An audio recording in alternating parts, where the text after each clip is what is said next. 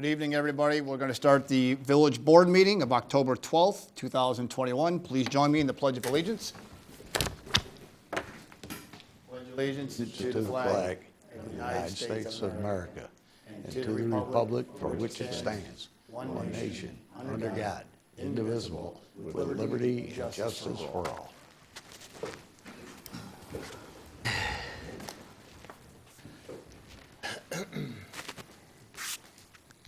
Lana, roll call, please. Mayor DeBold. Here. Trustees Brockman. Here. Carroll. Here. Chapman. Here. Kirkland. Here. Lambert. Here. And Luciano. Here. Very good. We have a quorum. Are there any citizens wishing to address the Village Board this evening? Seeing none, moving on for tonight's consent agenda. Item number 1, approval of the regular meeting minutes from September 24th, 2021. Approval of the Committee of the Whole meeting minutes, September 24th, 2021. Approval of accounts payable in the amount of $750,210.94. Approval of a payment in the amount of $881,775.47 to PT Farrell Construction for work completed under the 2021 MFT Street Resurfacing Project. Approval of a payment in the amount of $10,898.56 to Fleet Safety Supply for the new police utility interceptor vehicle.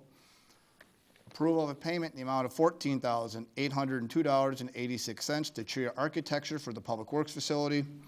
Approval of a payment in the amount of $11,340 to Watchdog Digital Car Video for in-car service for 7 vehicles. And approval of a payment in the amount of $17,595 to RCP Shelters for the 24x24 Steel Square Shelter in Shorewood Park. Are there any items that a trustee has questions? I have one question on the MFT payment. I always thought we kept 10% back. I see this time it's 5%. Is that a change of doing business, or? 10% is not the normal retainage, but by staff level, after they complete more than 50% of the project, we can reduce the retainage to 5%. Okay. All right, that explains that. Thank you. Thank you. I'll make a motion to approve the consent agenda. Second. Motion Luciano, second Kirkland. Roll call, please. Carroll. Chapman. Yes. Kirkland. Yes. Lambert. Yes. Luciano. Yes. And Brockman. Yes. All right, the bills are paid. Reports and communications. First things first, we have Halloween coming up October 31st, and we will recognize the Halloween hours from 4 p.m. to 7 p.m. on the 31st. So just so everybody's aware, October 31st, 4 to 7 will be our recognized Halloween hours. Secondly, I want to recognize the Finance Department. We received an award from the Government Finance Officers Association. It goes on to state the Government Finance Officers Association is pleased to announce that the Village of Shorewood has received the GFOA's Distinguished Budget Presentation Award for its budget. It reflects the commitment of the governing body and staff to meeting the highest principles of governmental budgeting. In order to receive the budget award, this entity had to satisfy nationally recognized guidelines, and they include policy document, a financial plan, operations guide, communications throughout. So, but this was sent over on September 23rd, and I want to recognize the Finance Department for receiving the award. Other than that, Lana, was there any additional communications that had been received or no? No, sir. Thank you. Moving on. Tonight's order of business be item number 1. Consideration for approval of an ordinance granting certain variances from Title 10 of the Shorewood Village Code pertaining to accessory structures and site and structure requirements in the mobile home district at 106 East Jefferson Street in the Village of Shorewood, Will County, Illinois, also known as Imperial Mobile Home Park. This topic is up for a first read. Trustee Brockman. Thank you, Mayor. Imperial mobile home parks owners, and their attorney approached us at our last committee meeting asking for certain variances. You may remember that they came before the village probably 2 years ago, and so staff has been working on a very tough problem on how to bring in new trailers and still be in code. So we did hold a public hearing. There were no public comments provided, and it comes here with a 7-0 vote from the Plan Commission. And Kelly's going to have the difficult task of explaining this to us. So if you go ahead, please. Thank you very much. Good evening.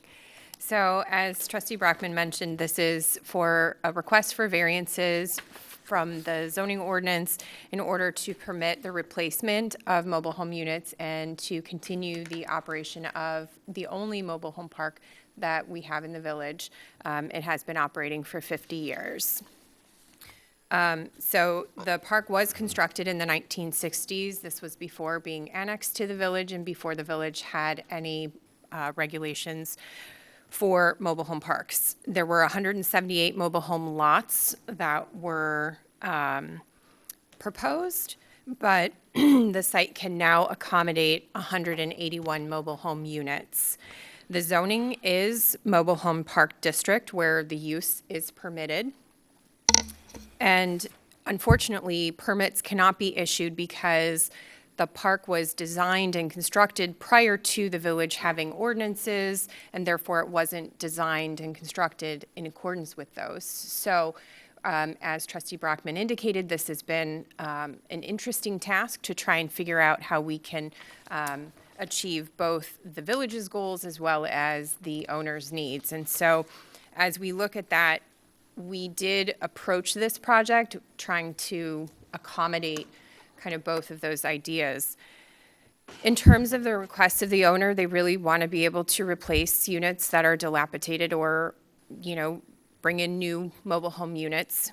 They're looking to seek compliance on an incremental basis, so as the units are replaced, trying to bring the property into conformance, and then to eliminate the regulations based on mobile home lots, because those were never officially established due to when it was constructed and the regulations having taken effect afterwards. And so as we looked at it from village staff level, we were looking to try and improve the site circulation as well as sight lines within the park. We are wanting to maintain fire and life safety compliance, as well as to increase compliance with the zoning regulations, again, looking at over time. So we developed a site and circulation plan. I did provide everyone with an updated copy on the dais. The reason for that is there were a couple units that were not numbered properly, so we did go out and verify the unit numbers, so those are accurately reflected, and the clerk does have a copy of that for inclusion in the ordinance. But essentially what we were looking to do was to get rid of or eliminate some of the pinch points, as well as ensuring that traffic flow is improved. And so a couple areas that I want to point out.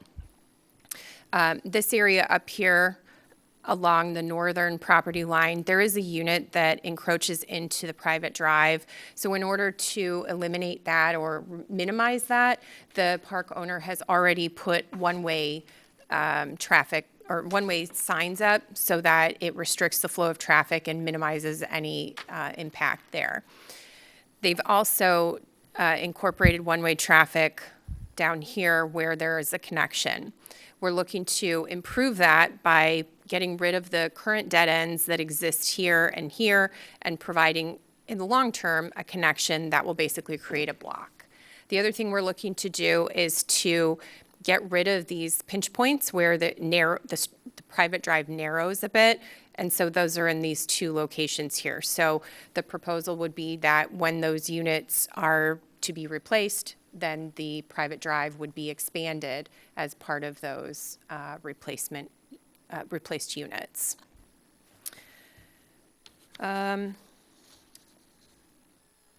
thing I forgot to mention is that on these really narrow sort of inner block connections. Over time, we'd be looking to get rid of those in favor of widening out the one-way areas. And this will provide them more flexibility with replacing units, as well as eliminating any potential traffic issues. So the other thing that we've included is a sample block layout. And so what this does is helps us to understand and demonstrates to the park owner ways in which we could support replacement units. And so this is really a summary of the variance request. The specific variances are listed in the ordinance, but essentially we would be looking to allow the continued replacement of units, but one of the things that we were looking to avoid is having any new units within the visibility or the vision triangle here on the corners. So that's where we've demonstrated how the units can be placed. And with lot coverage, there's no mobile home lots. Therefore, what we're proposing is that each unit will be able to have its own parking pad. It will have a maximum unit size and maximum outdoor space and things like that. So we're regulating it a little bit differently based on the conditions that exist. And again, to maintain fire and life safety standards, there are separation distances that need to be adhered to. The other thing that was unique to this property is there's really only one access point, and with the US 52 improvements, we the access point is being further restricted. So if you see, here is where there's going to be a mountable median. Originally, IDOT had restricted this where there was not going to be any access. So the way that the residents or any visitors would have to access the site is to go all the way, I've lost my pointer, but you go all the way to the other end of the bridge and then turn so that it's right in, right out, essentially.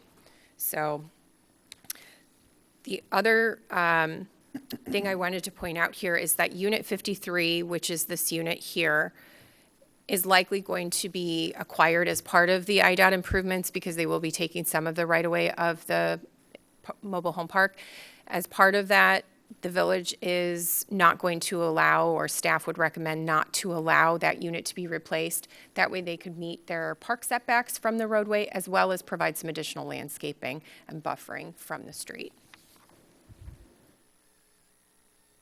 During our public hearing, the PCC did find that the park was not designed to meet the village regulations, that the mobile home unit sizes have increased over time, that this is the only park within the village, and it has been in operation for more than 50 years. IDOT does have further restrictions that they'll be adding to the site over the next 5 years.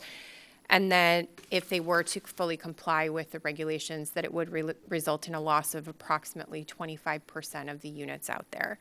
And so the PCC did determine that the standards have been met and recommended approval of the variances. We do have the park owner and his attorney here if there are any questions. Thank you, Kelly. Does the attorney or owners have any comments or questions for us?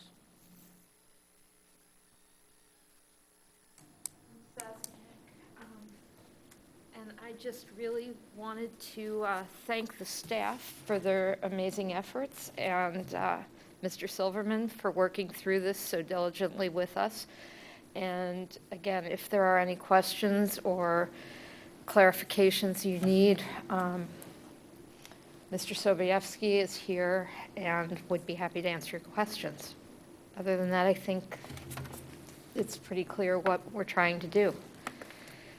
Which is to keep the park safe and affordable housing for people and improve community standards for the residents and the neighbors.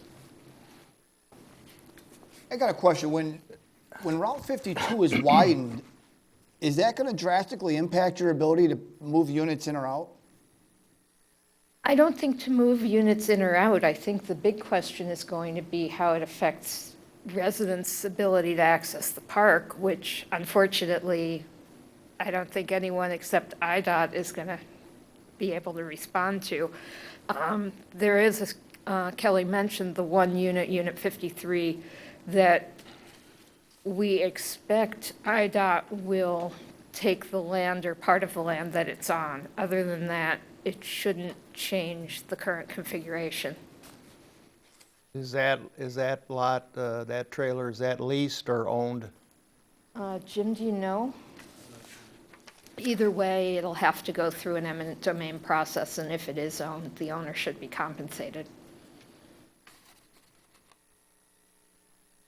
Are you intending to add any more units? No, in fact, this plan reduces the number of units, at least, I believe, by 2, and then if Unit 53 is removed, it'll be by 3. And is the U-turn the only way when you're heading east to get into the park? I defer to the people who've looked more closely at the IDOT plan. Yes, that is correct. That's going to be difficult at 5 o'clock.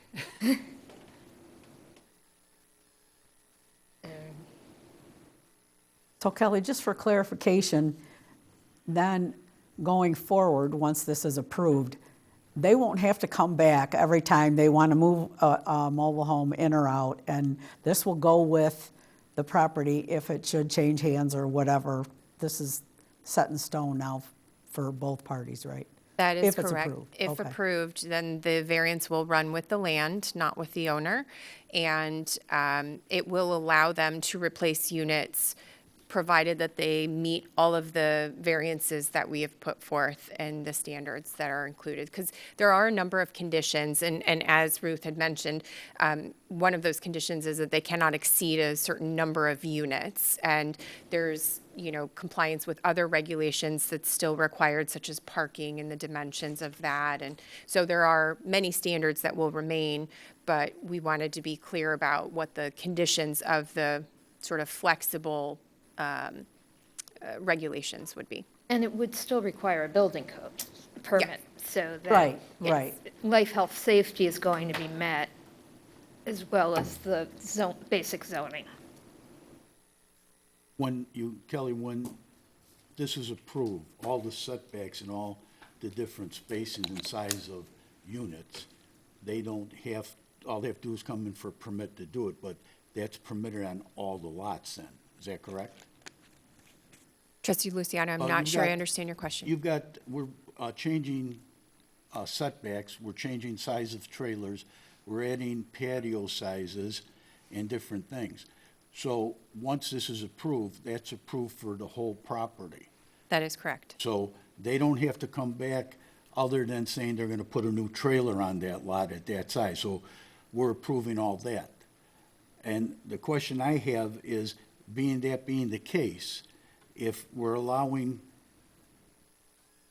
shorter setbacks, larger trailers, and keeping the same amount of trailers there, the density of the property is increased. How does that affect the flooding of the property, being that that's elevated and the water possibly could be running off onto 52?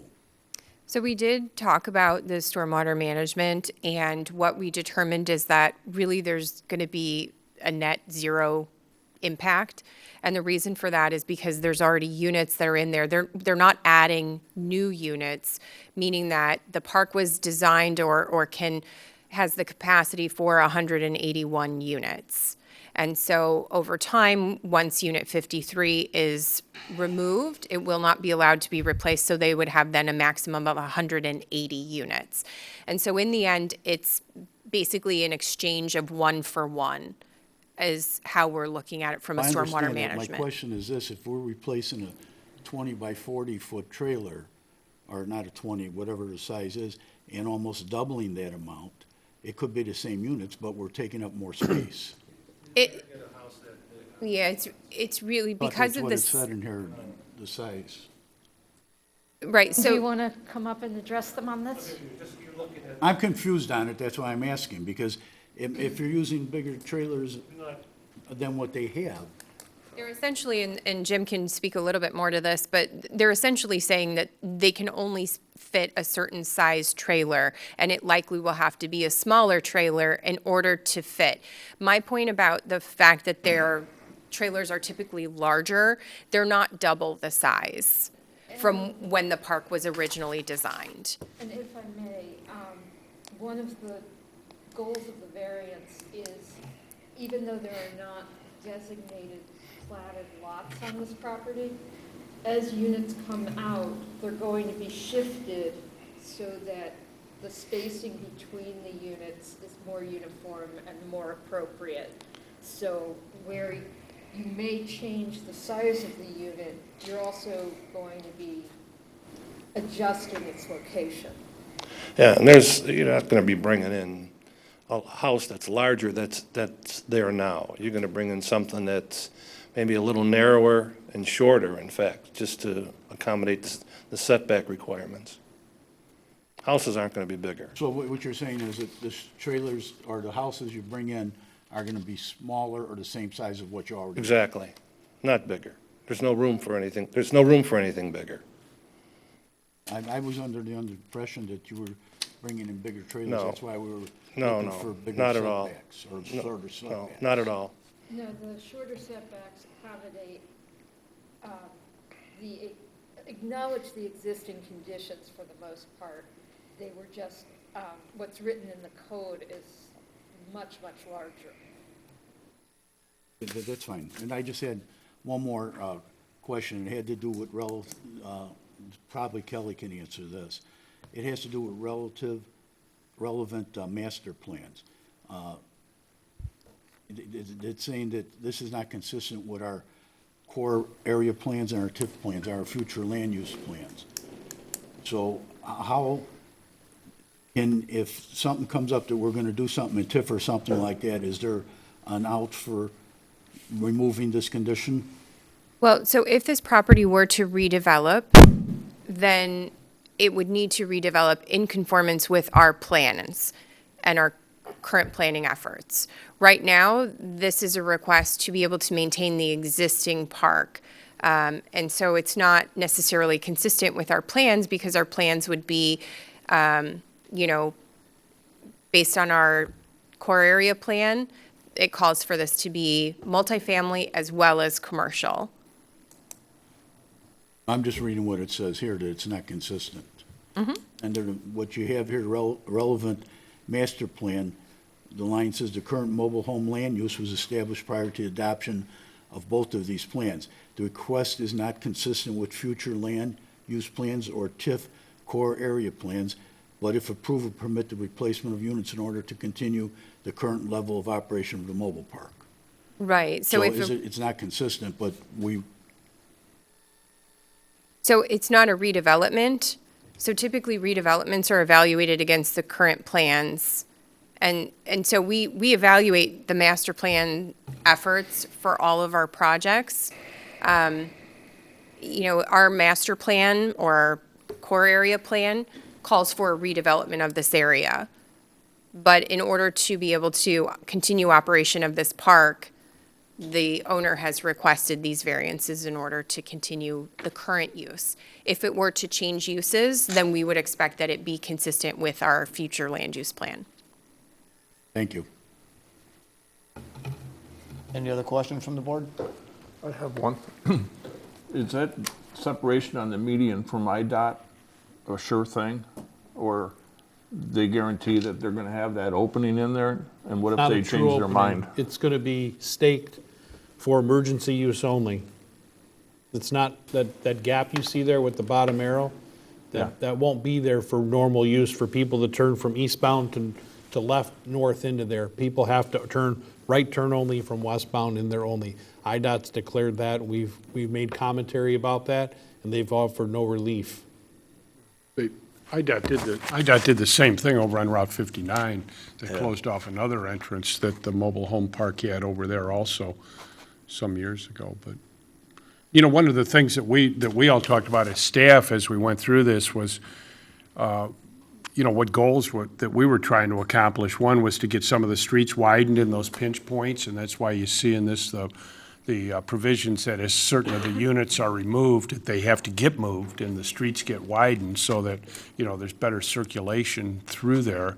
And second was, we thought there was a real interest in making sure that the community stayed as nice as possible. If you don't allow them to bring new trailers in, then what do you end up with? But, a bunch of, junk trailers, I guess, for lack of a better term. So we saw this as an opportunity to try to clean up some of the issues out there and to maintain the quality of it until such time as it does redevelop.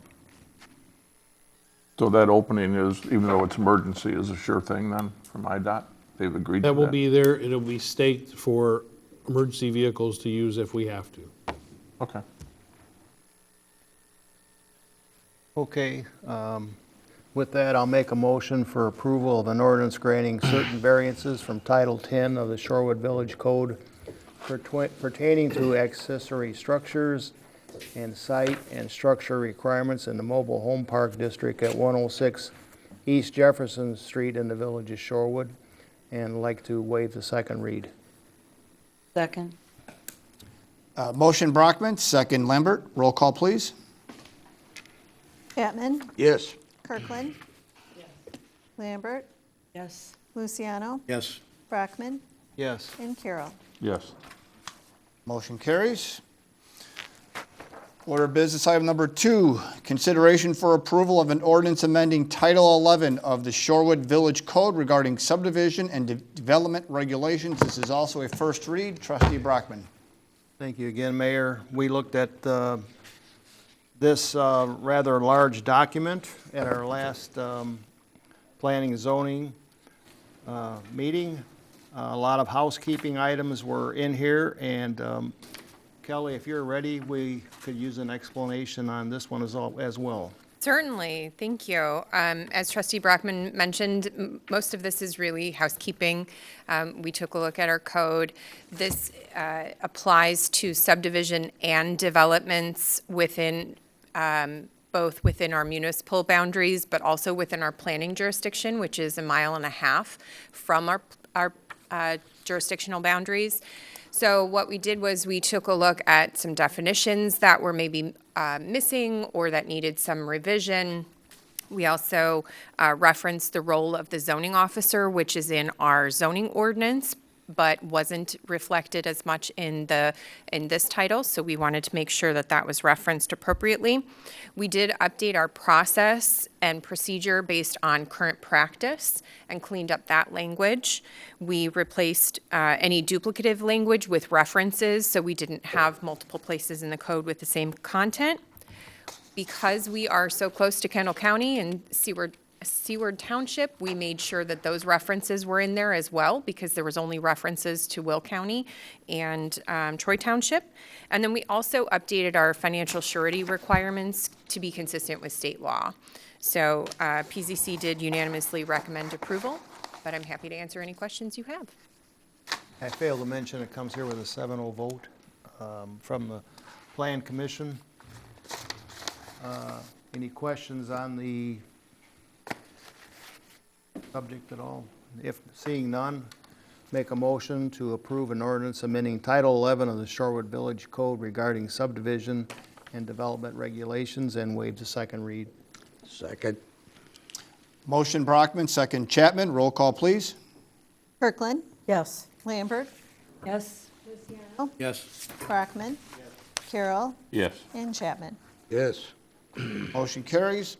Item number 3, consideration for approval of an ordinance granting an amendment to the conditional use for the Shorewood Commons 2 planned unit development, conditional use for a restaurant with drive-through, and site plan approval for 1007 Brook Forest Avenue in the village of Shorewood, Will County, Illinois. This is also referred to as Raising Cane's Restaurant. This is up for a first read. Trustee Brockman. Thank you again, Mayor. Raising Cane Restaurant came before us at our last meeting. Always enjoyable to see something new come to town. And so this was, as you can see the packet, they were ready to start work tomorrow because they've completed everything I think that's required here. We had a public hearing. There was no Buddy spoke for or against the project, and it comes here with a 7-0 vote. And again, Kelly, if you could be so kind. Thank you. So Shorewood Commons 2 PUD is at the intersection of Brook Forest Avenue and Verton. This is, the property that we're looking at is Lot 2, which was most recently home to Providence Bank and Trust, but has since then been vacated. Raising Cane's is proposing to demolish the existing building and to construct a drive-through restaurant, which will fit nicely within the other restaurant and retail uses in the area. In terms of the site, they're looking to construct an approximately 3,300 square foot building for a quick-serve restaurant with 2 drive-through lanes and a bypass lane on the south side of the building here. They will have outdoor dining in the at the northeast corner of the building. In terms of access, they will retain the shared access drive for Chili's, and the direction of travel will be counterclockwise one way through the site. If overflow parking is needed, Shorewood Commons 2, that entire development, has non-exclusive parking areas, so there will be plenty of overflow parking should the need arise. In terms of the architecture, this is actually an upgraded prototype for Shorewood. It's got nearly entirely brick, with the exception of the parapet walls that will cover the rooftop mechanical units. There's also industrial-style architectural detailing, which include the canopies, the light fixtures, things like that. And then they also have a pared-down sign package, so they've really kind of streamlined that as well.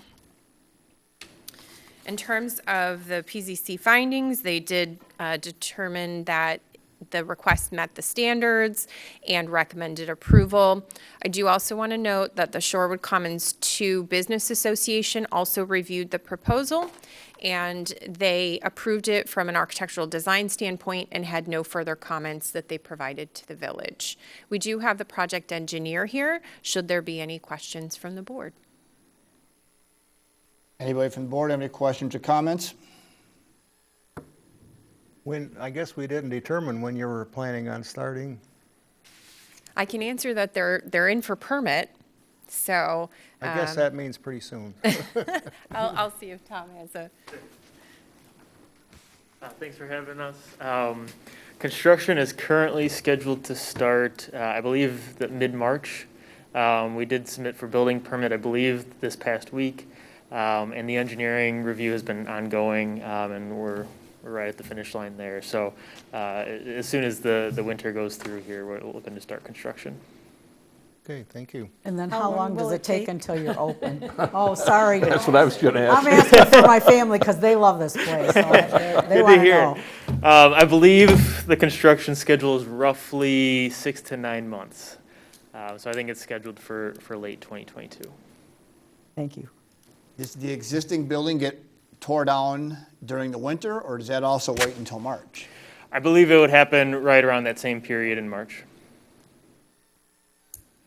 You don't have a use for a vault, do you? So. I don't think they do. It'd be nice to have one. Any other questions or comments? Seeing none, I'll make a motion to approve an ordinance granting amendment to the conditional use for Shorewood Commons 2 Plan Unit Development, conditional use for a restaurant with drive-through, and site plan approval for 1007 Brook Forest Avenue in the village of Shorewood, Raising Cane Restaurant, and waive the second read. Second. Motion Brockman, second Carroll. Roll call, please. Lambert, Yes. Luciano. Yes. Brockman, Yes. Carroll, Yes. Chapman, Yes. and Kirkland. Yes. Motion carries. Thank you, Kelly. Item number 4, consideration for approval of a proposal for professional engineering services with Christopher Burke Engineering for well number 8 maintenance and rehabilitation project in the amount not to exceed $14,900. Public Works Director Noriega. Thank you, Mayor. So it's time to do some routine maintenance to our well. So we have, as you're aware, we have 6 wells that service our water distribution system, 2 deep wells and 4 shallow wells. The 2 deep wells were constructed, the well number 8 was constructed in 2007, well number 9 was constructed in 2008. There were some repairs that were made to both wells when the pumps in an emergency type situation had to replace. The deep wells are recommended to be serviced and routine maintenance every 5 to 10 years, depending on the hours used. In this case here, for well number 8, that's the preferred well pump that the staff have been using, where well number 8 is 22,000 hours already placed on that new motor that was installed in 2014. And then the well number 9 only has a little over 6,000 hours. That is the preferred. Well number 8 produces a little bit more gallons per minute. I think it's close to 1,100 to 1,200 gallons per minute for the pump over at well 8 versus the one at well 9 only produces almost 1,000 gallons per minute. So staff is recommending that we look at well number 8 for our routine maintenance set, where they'll pull the pumps, inspect the pumps, do service to the pumps, televise the well shaft, and make sure everything's okay with it. The pump and the motor that is required, the pump is a mercury sealed pump. Only certain technicians for Byron Jackson's are allowed to work on it. So we are looking at least at a minimum for the repairs about $175,000. If they find something that is wrong with the pumps, of course, they'll make the repairs along with the well shaft accordingly. So what we're looking at is a Seabell's professional service to put the contract together for bidding. For well number 8, staff is recommending approval for professional service with Seabell in the amount of $14,900. Any questions? Make the motion to approve a proposal for professional engineering services with Christopher B. Burke Engineering for well number 8 maintenance and rehabilitation project in the amount not to exceed $14,900. Second. Motion Lambert, second Luciano. Roll call, please. Luciano, Yes? Brockman, Yes. Harrell, Yes. Chapman, Yes. Kirkland, Yes. and Lambert. Yes. Thank you. Carries. Thank you. Item number 5, consideration for approval of an ordinance amending the Village of Shorewood Code of Ordinances with respect to amusements, video gaming, and imposing an amusement tax on the video gaming in the Village of Shorewood. This is up for a first read. I'll start this one off. We recently, during the IML conference, have been advised regarding the push tax concept. It's out there. There is legislation in place right now that potentially will prohibit any further push tax to be imposed. One of the versions has already passed the House. The Senate, the bill is in the Senate right now, and they have already struck the initial date out of it.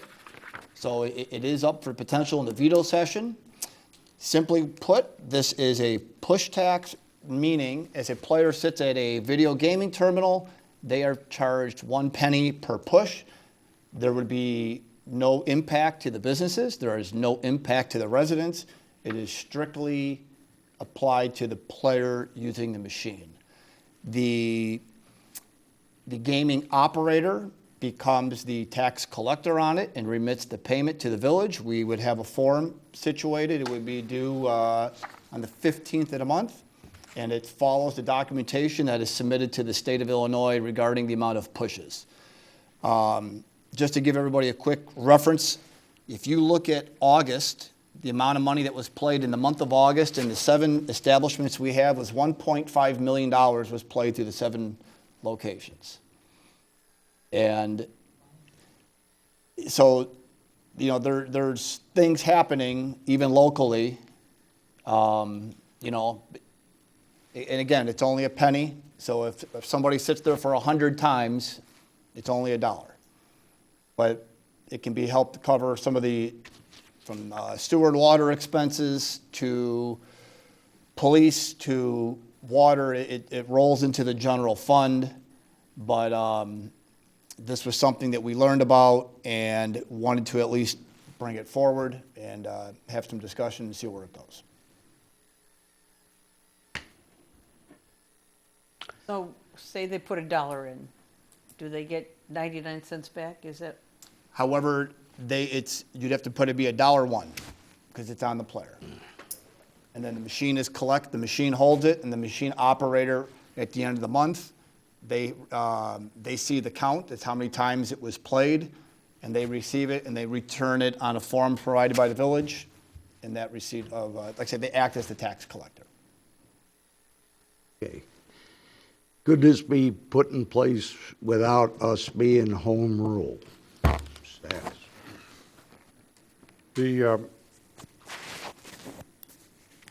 It could be, I'll just hold it, it'd probably be easier. The Illinois Municipal League has prepared 2 forms of ordinances, one for home rule communities and one for non-home rule communities. I can tell you that obviously as a home rule municipality, your authority is much broader and less subject to challenge than a non-home rule municipality. The authority that a non-home rule municipality would use is under the Illinois Municipal Code is with regard to games of amusement. And that's the Illinois Municipal League and others believe that this falls within the amusement, and it can be, this tax can be placed on the gaming by a non-home rule municipality. Okay. I've given this a lot of thought, and a tax is a tax, okay?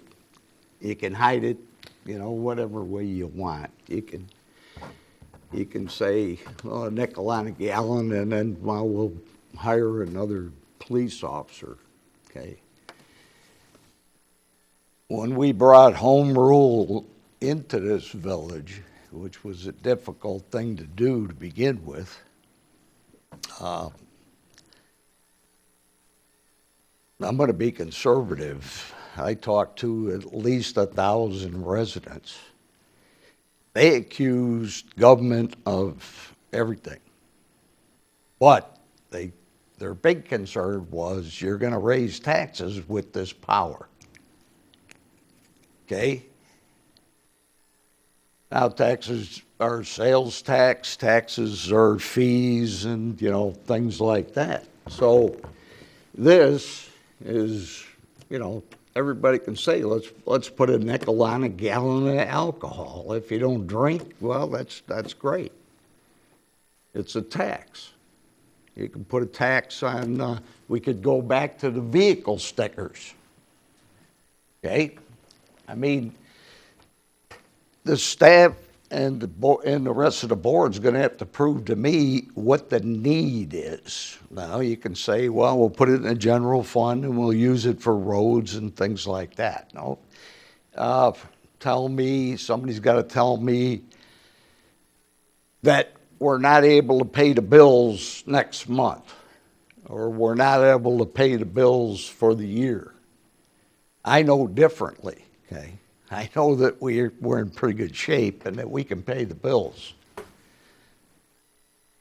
When I stood at those front doors and people said, well, you're just going to use this to raise our tax, I promised them as long as I had any word to say, I would never use it outside of what we were asking for, which was a sales tax increase to get our water switched over to Lake Michigan.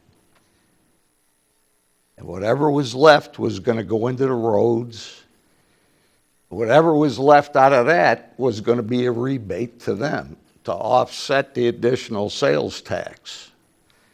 Now we're using our authority to go out and raise a tax, and I don't care if it's the dredges of society that are pushing those buttons.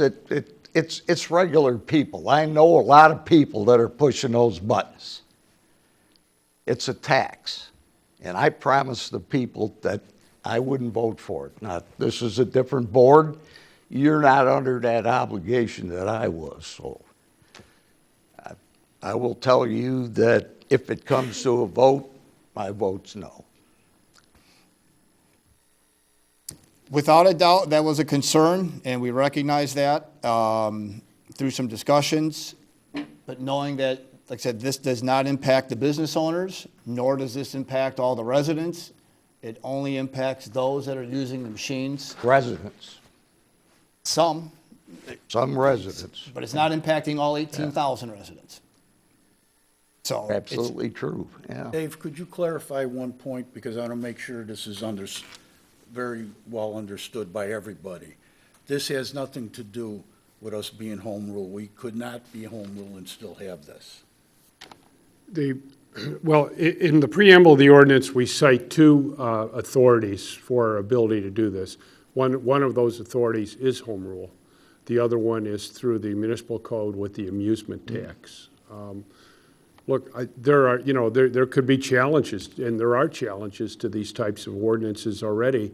You're in a stronger position if it's home rule, but there does seem to be, and the Illinois Municipal League certainly believes that you don't have to be home rule to adopt this, but we would never. What I'm trying to make is, we don't have to be home rule to pass this ordinance.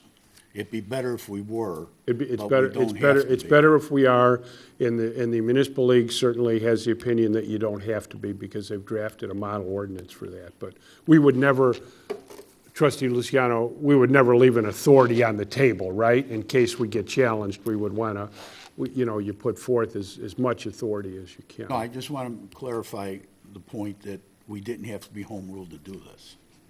That's all my point is.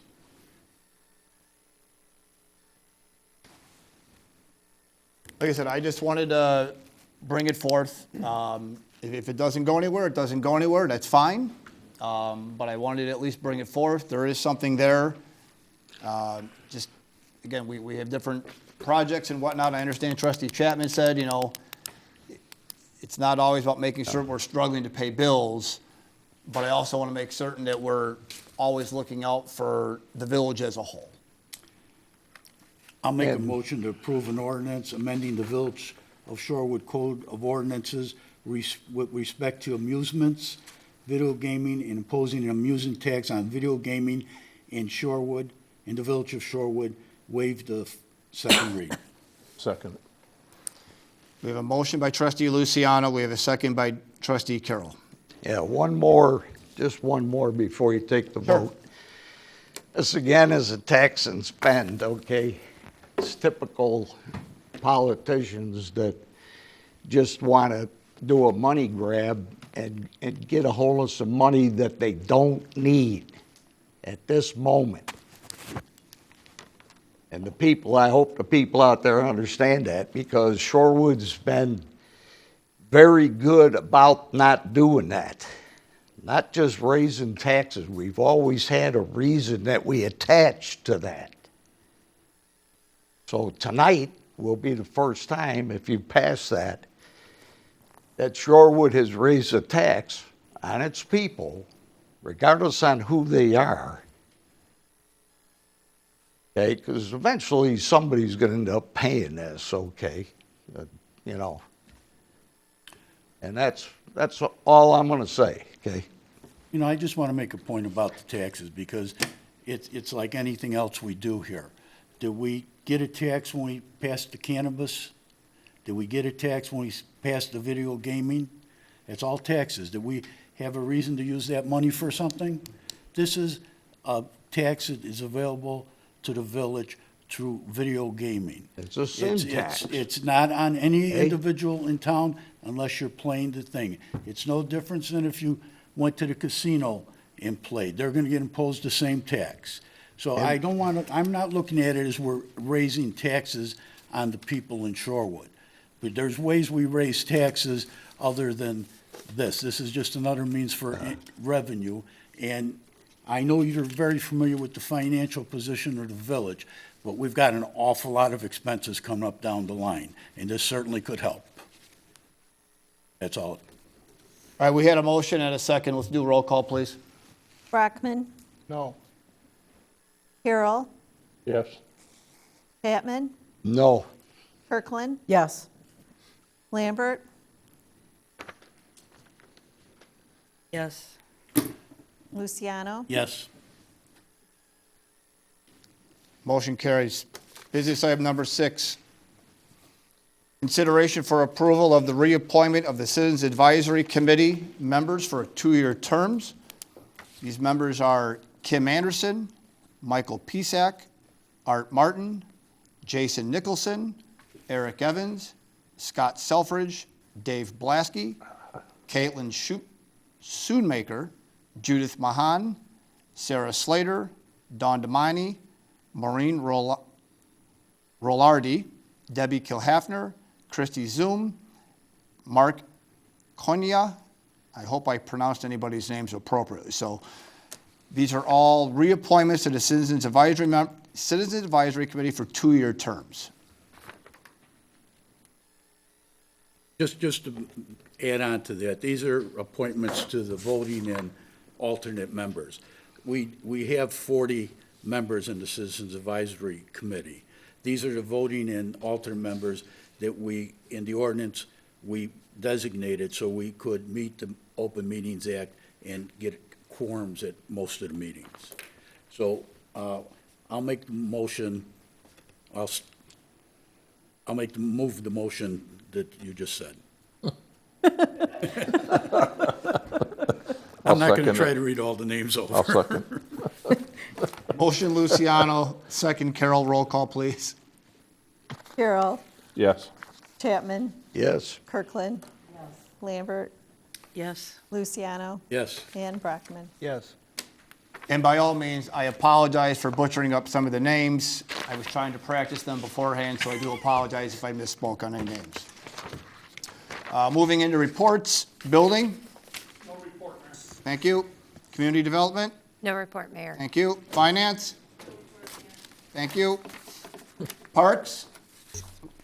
Here she comes. Good evening. We have our last movie night of the year on Friday, October 22nd at 6:30 in Town Center Park. We'll be showing Hocus Pocus, so wear your favorite costume to get ready for Halloween. Autumn Fest, presented by Immediate Cure, is Sunday, October 24th from 2 to 4 out here in Town Center. We'll have our trunk or treat with a trunk decorating contest sponsored by the Shorewood Lions Club, hay rack rides, pumpkins, crafts, and more. And we are currently looking for vendors for our first ever holiday market, which will be the first weekend in December. If you're interested in participating, please contact myself or Luke Gunderson at 815-741-7710. Thank you. Thank you. Police? More a reminder than anything else, Mayor. Thank you. As of October 1st, the village, or police department has posted posted applications for new hires. The information is available on the website. In these trying times right now, word of mouth from you all is going to go a lot farther. So if you good men and women out there that want to come apply, we encourage you to pass those names along and push them to the website. Thank you. Thank you. And I know we've been pushing that out through a variety of means, so people know that we are testing. Public Works. Thank you, Mayor. Public Works has been busy patching at various locations throughout the village. We've had 2 water main breaks, one at 1106 Cortina Court and then one at 211 Amdaj. We're working on water main break restorations. We have started the leaf pickup program on Monday. Sweeping operations are now out there every day. Leaves are starting to fall. We completed the hydrant flushing, the biannual hydrant flushing for this year. And we are continuing now to switch operations in our fleet repair to now start preparing all our vehicles, snow equipment removal operations for this upcoming winter and calibrating our salt and liquid. Public Works facility, we're approximately 15% complete. The leaf ramp is almost completed. The contractor's working on a lot of the outdoor storage bins as well. There's a slight delay with the weather for the relocation of Westcom's electrical wire from the current location to around the detention basin. But we're still hopeful to complete that this week and then be able to coordinate with ComEd to shut down when they reconnect the new wire to the community comm tower. Building footings and the piers were scheduled this week. We're still hopeful. They were supposed to start today and tomorrow for that. Unfortunately, it's a little too wet, so they're rescheduling it toward the end of the week. Some of the goals over the next 2 months, they're hoping to get the precast walls up by just a little after Thanksgiving. Curbs, asphalt binder as well in all the parking lots. And hopefully complete all the utilities. So far, to date, they only have 8.5 days of rain days that have delayed the contract. Any questions? Thank you. Interim Administrator Kleeman. So 2 things. Number 1, in your emails, you will have seen, I sent you all the posting for the IT specialist position. We've been without that position since Fran Durante retired. We've been ambling along with a mixture of staff and a mixture of contractual arrangements, so we're hoping to economize that and come into a more compliant, or a more streamlined process. What's going to be very important for us is our ability to maintain insurance for cybersecurity. The requirements that are coming in with that are going to necessitate some arrangements that we're going to all have to undertake as staff, and you all with access to our IT infrastructure. So this is going to become a key position that we're going to have to do. I hope to have applications back by Halloween, and hopefully we get an adequate number of qualified applicants that we can select from and have somebody in place by the beginning of the calendar year. The second thing I have for you is we've talked for a couple of months about different grants. You will note that one of the only notation that we had in our last audit was about our grant management. So I'm pleased to report that staff has worked diligently to organize the manner in which we apply for grants, the manner in which we track grants, we manage our grant processes. We have 6 grants open right now. 1 is closed. 2 grants that we applied for have not been released. One was for the Veterans Memorial that may never be released. Another one was for some capital improvements for the aged old Village Hall, the PD structure that we have. We may never see that. But in the other grants that we have, we're doing very, very well with.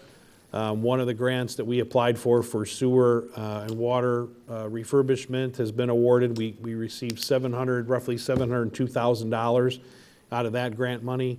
We're applying for the balance of the grant, which is another $50,000 or $60,000 for some other needs with that.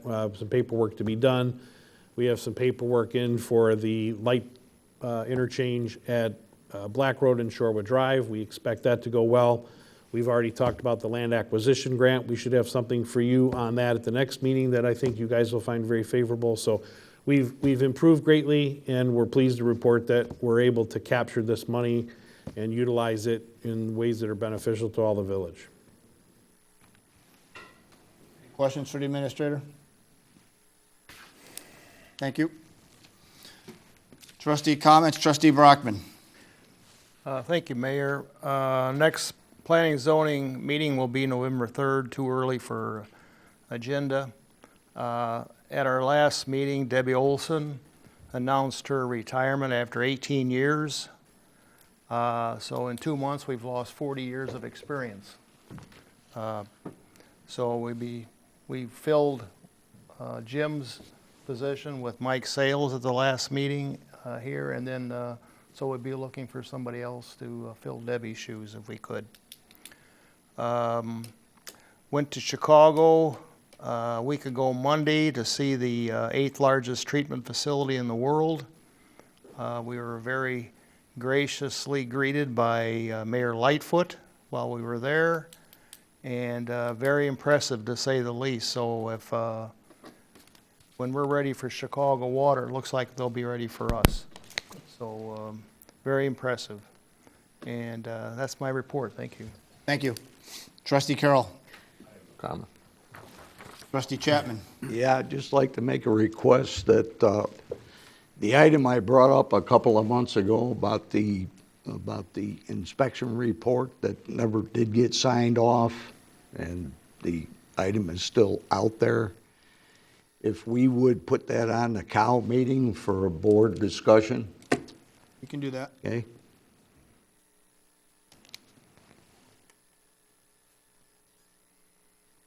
That's it.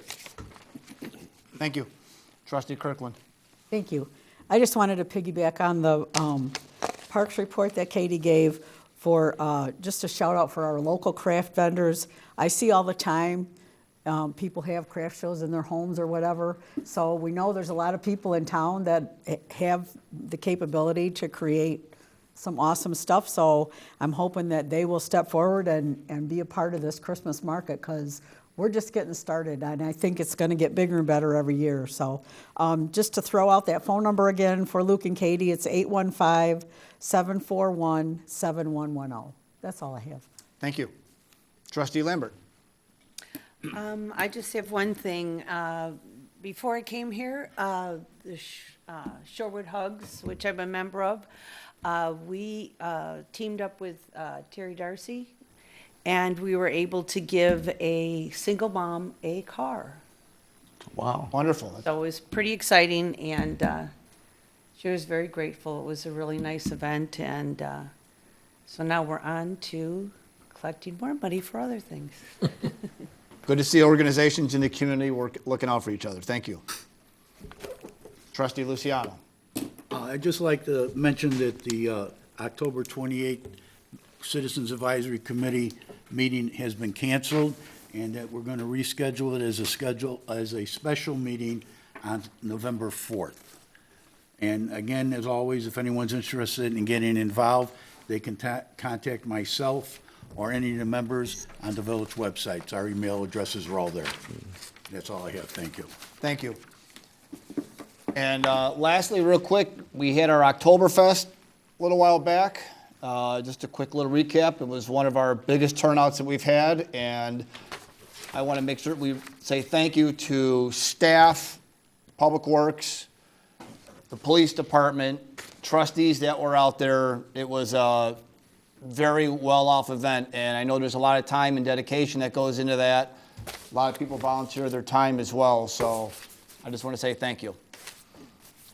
Otherwise, I'll motion for adjournment. So moved. Second. Motion Kirkland, second Luciano. Roll call, please. Chapman? Yes. Kirkland? Lambert? Yes. Yes? Luciano? Want to make sure I said it right. Brockman? And Carroll? Yes. We are adjourned. Thank you.